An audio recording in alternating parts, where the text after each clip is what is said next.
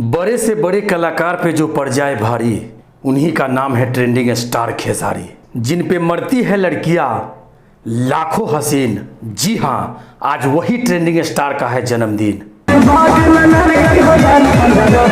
आज गरीबों के मसीहा खेसारी लाल यादव जी का जन्मदिन है। नहा बर्थडे हमारे कोनो माल के बाटे जन्मदिन खेसारी लाल के। ट्रेंडिंग में कब्जा कैले रही है।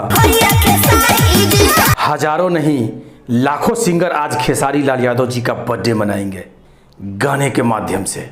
बलम जी केक मंगावे के। जितने भी खेसारी विरोधी है वो कान खोलकर सुन ले।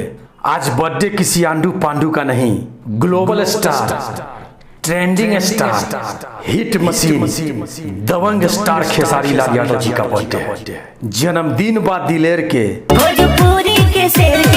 जन्मदिन खेसारी लाल यादव का हो और बर्थडे सॉन्ग टुनटुन लाल यादव का ना आए, ऐसा हो नहीं सकता। जलवा है इंडस्ट्री में खेसारी लाल यादव का। धन्यवाद।